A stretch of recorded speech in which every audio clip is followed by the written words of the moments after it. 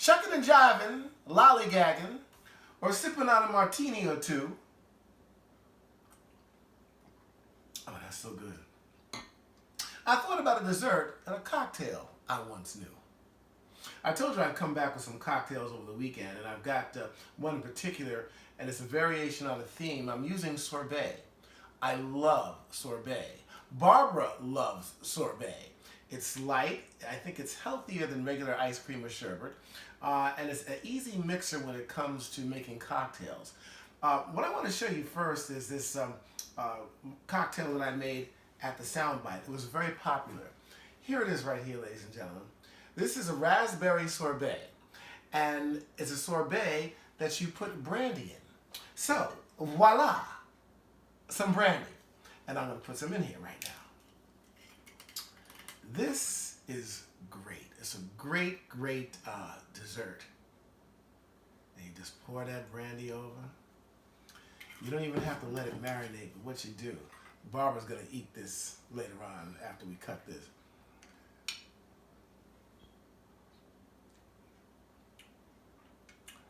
That'll get you right and nasty. Trust me on it. Trust me on it. And you garnish it with a little mint just to make it look good. Now the other thing I'm going to do here, this is a raspberry, I call it a raspberry splash. What you do with this, and it's very simple, these things are very simple to make. Let me put this over here for a minute. You take a blender, got to get a blender like this one right here, and you take 2 ounces of dark rum, Mount Gay, Captain Morgan Spice, whatever you like, 2 ounces of that, throw it in a blender, and you just take maybe 3 ice cubes. And what you might want to do, I have this meat tenderizer out here, because sometimes in a blender it doesn't really crush the ice as well. So you just put it in a little plastic Ziploc bag, just crush it down a little bit, and throw it in the blender, just 2 or 3 cubes.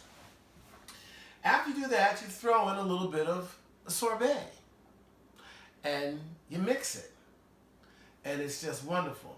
And then what you do is you throw it into a glass, like a Tom Collins glass like this, with a stem of mint. And then after you do that, what you want to do is you want to put some seltzer in there to top it off. Now the seltzer gives it the kick because the carbonation of the seltzer water really fizzes everything up. And it's just one hell of a mother. Okay, now Barbara's going to... Lord have mercy. Here, Barbara, take this. I'm going to take it.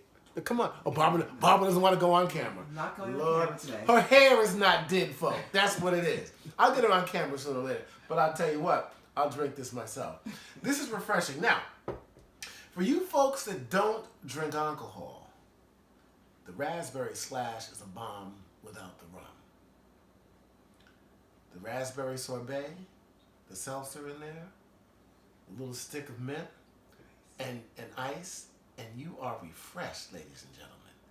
It is the mother of all mothers. Here's the deal. What you don't want to do while I sip on my my gin, and this is this is the Corpse Reviver #2. I'll tell you about that later.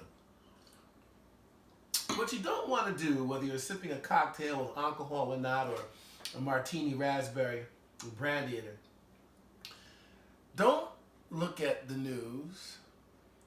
You don't want to look about anything with, coronavirus. Oh, and by the way, with any liquor you drink, no Corona during this time. I like Corona beer, but no Corona now, okay? Please don't do that. The Barbara's rolling her eyes.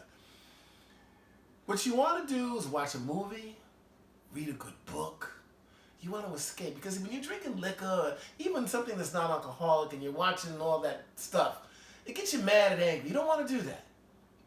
So just get a good book. I'm going to do something later on next time with some snacks and some cocktails. You read a good Ken Follett book. Those are 1,000 pages of James Michener. That's what we're talking about here. But no politics, no news.